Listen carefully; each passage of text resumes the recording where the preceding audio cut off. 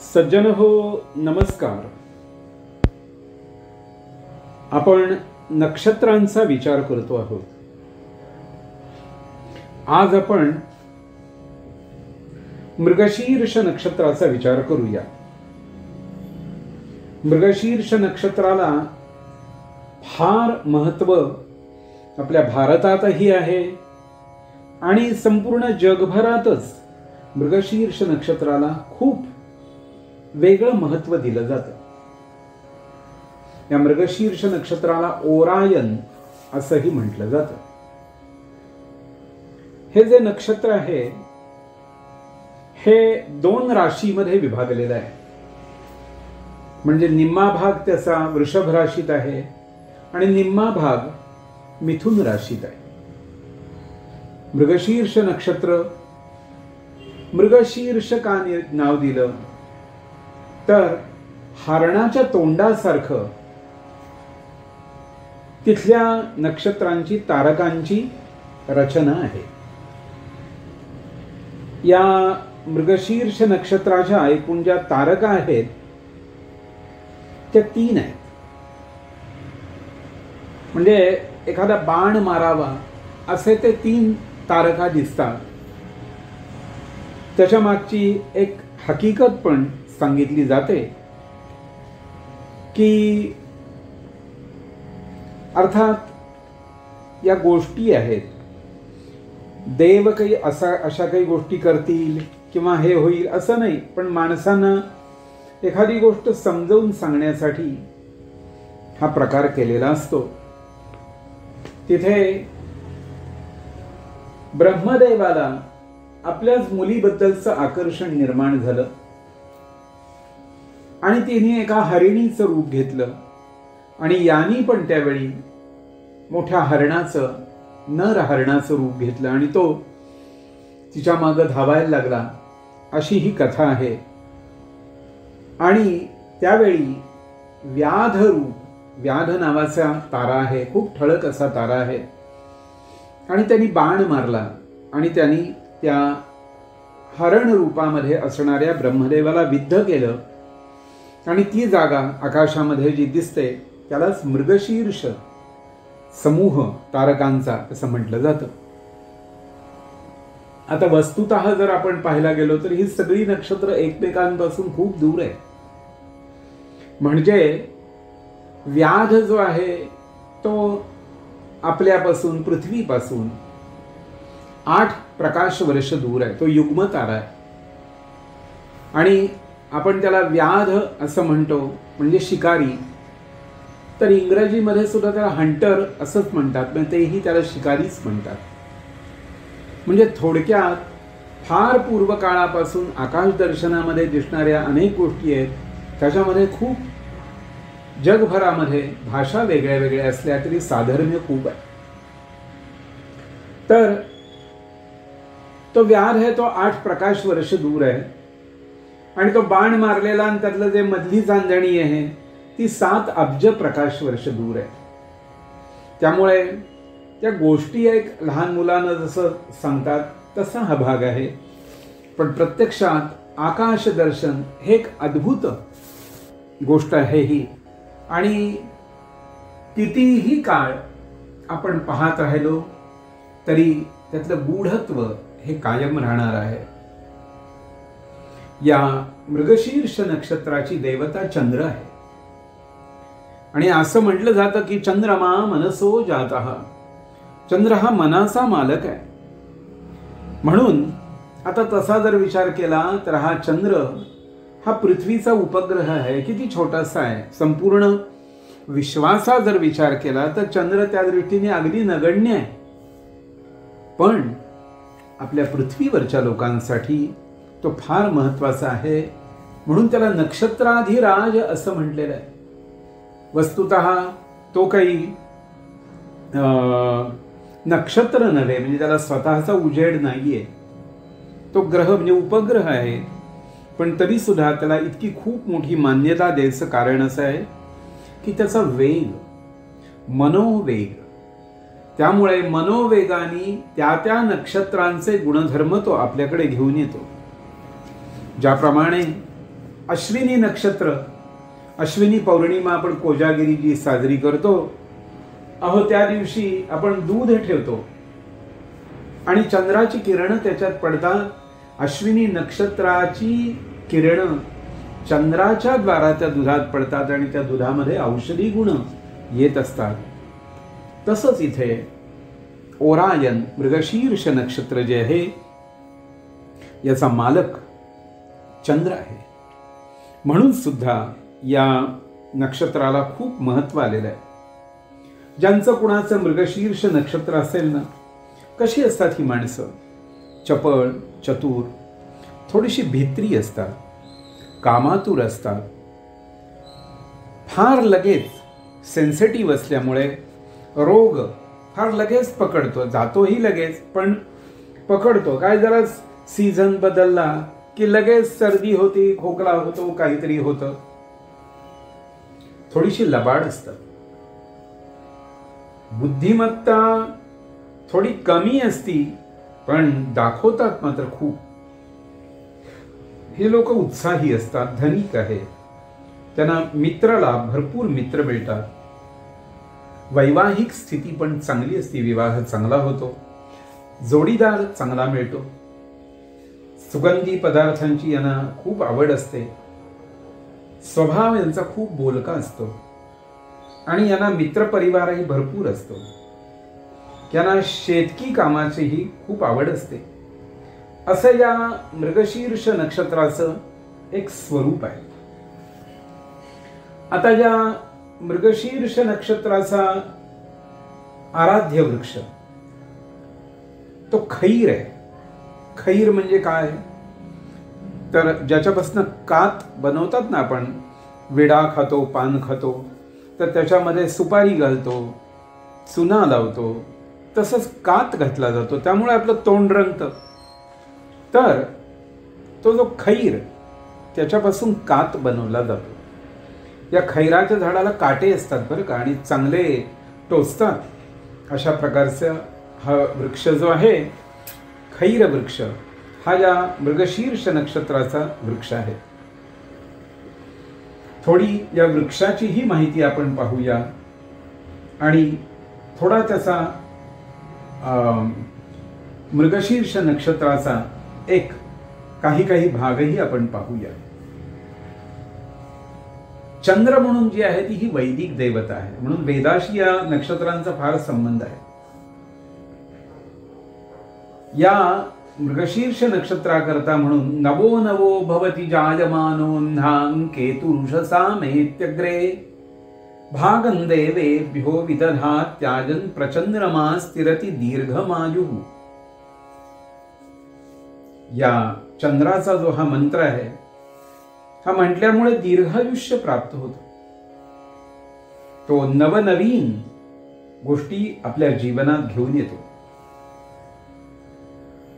ज्याप्रमाणे दिनकर उषेचा ध्वज घेऊन पुढे पुढे सरकत असतो, देवांना हविर्भाग अर्पण करतो, असा हा चंद्रमा सूर्यासारखं काम इथे करतो. त्याच्यावर प्रेम भक्ती करणाऱ्यांना तो दीर्घायुष्य देतो.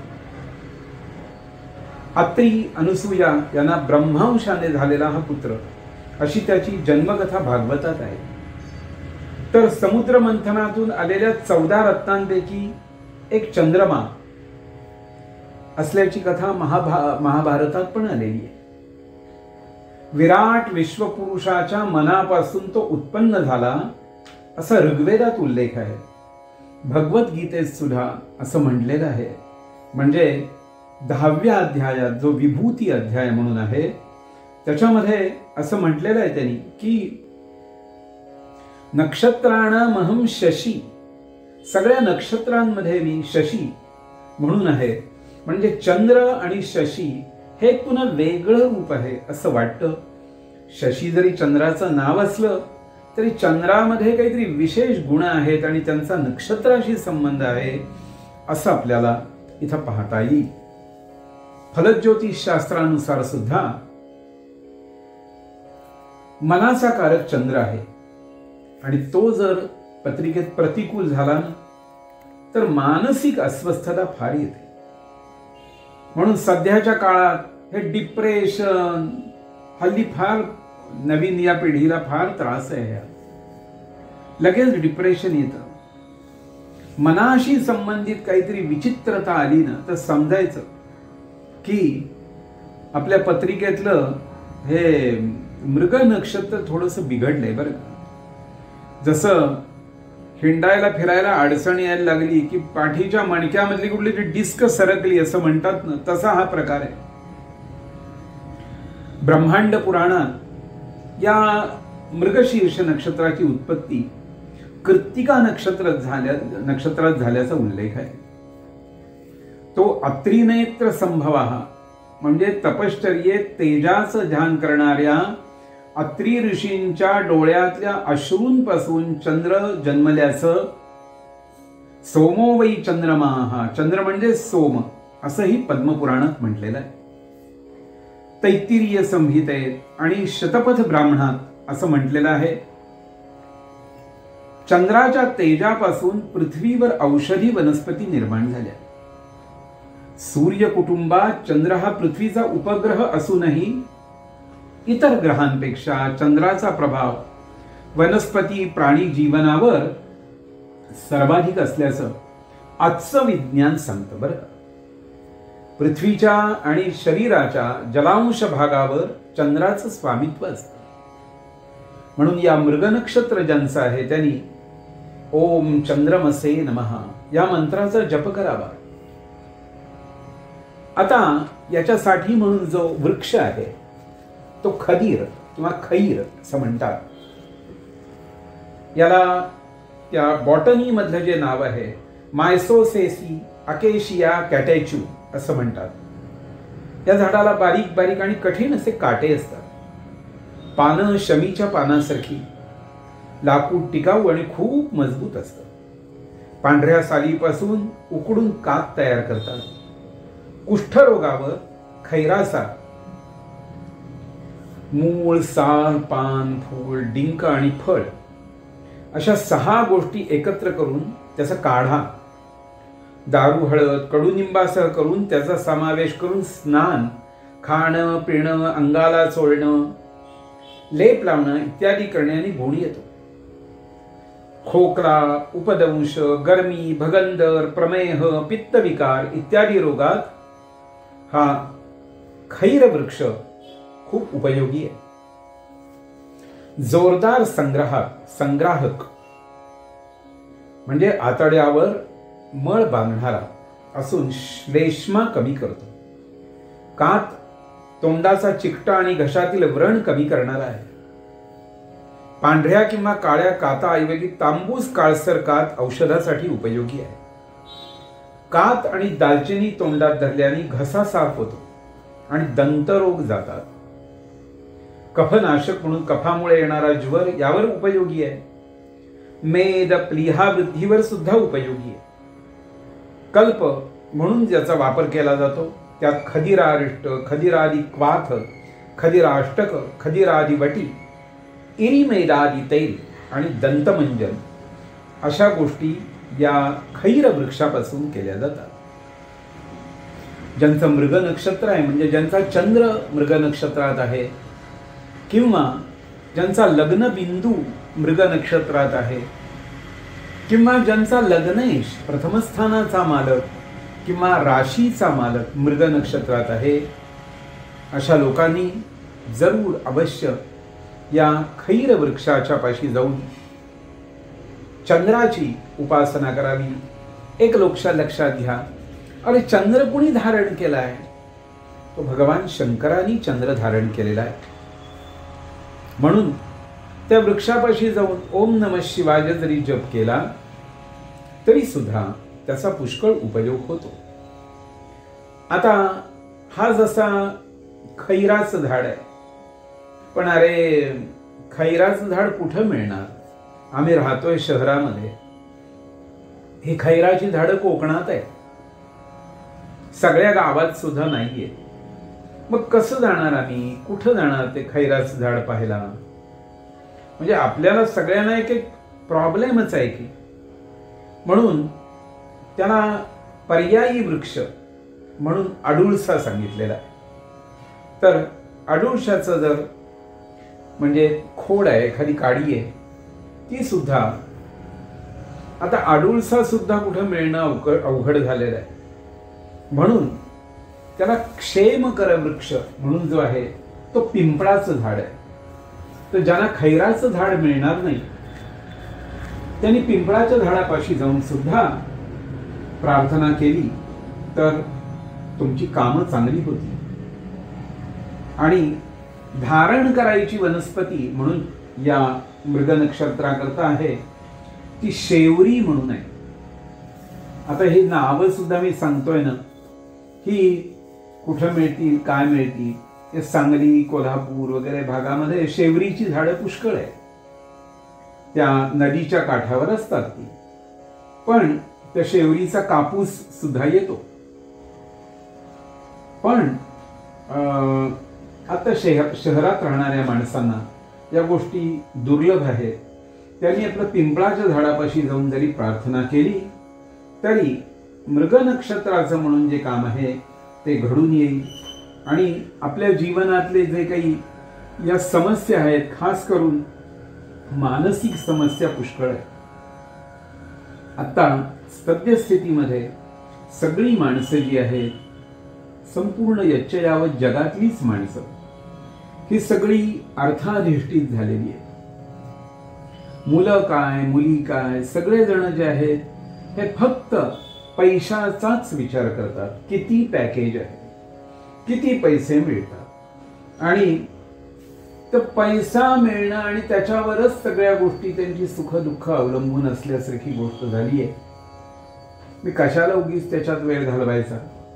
पण या नक्षत्रांच्या दृष्टीने जर विचार केला तर मृग नक्षत्राच्या माणसांनी पिंपळाच्या झाडापाशी जाऊन जर प्रार्थना केली तर त्यांच्या मनातल्या इच्छा आकांक्षा पुऱ्या होतात. आणि आता पिंपळाच्या झाडापाशी प्रत्येक शनिवारी लक्ष्मीनारायण प्रत्यक्ष येतात.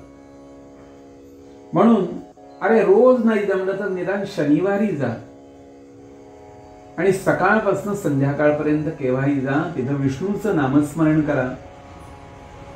विष्णू सहस्रनाम येत असेल तर तिथं म्हणा, नसेल तर नुसतं नमो भगवते वासुदेवाय जप करा. यांनी सुद्धा पुष्कळ उपयोग होतो. थोडक्यात मृग नक्षत्राचे जे शुभ परिणाम आहेत त्याचं आपण आता थोडक्यात वर्णन पाहिलेलं आहे. या मृग नक्षत्राचं आणखीन वर्णन जे आहे फारच छान दिलेलं आहे. ते म्हणजे या विष्णू गोपाळ नवाथे म्हणून खूप मोठे ज्योतिषी होऊन गेले. आणि त्यांनी सुद्धा या मृग नक्षत्राच्या बाबतीत किंवा त्याची माणसं कशी असतील, काय असतील, याचं एक छान वर्णन केलेलं आहे. मला ही काही जुनी पुस्तकं पाहण्यात आली आणि त्यातल्या काही काही गोष्टी पाहिल्यानंतर खूप बरं वाटलं. अरे या माणसांनी आमच्यावर केवढे मोठे उपकार करून ठेवलेले आहेत की त्या प्रत्येक नक्षत्राचं एक वर्णन दिलंय आणि तुम्ही त्याचा अनुभव घ्या असंही सांगितलेलं आहे. तर त्याही दृष्टीने आपण थोडासा विचार करूया. तर हे जे मृग नक्षत्र आहे, नक्षत्रफल फार छान दिलंय त्यांनी बरं का. मी आता 2-3 ठिकाणचं हे एकत्र करून त्याचा विचार करतो आहे.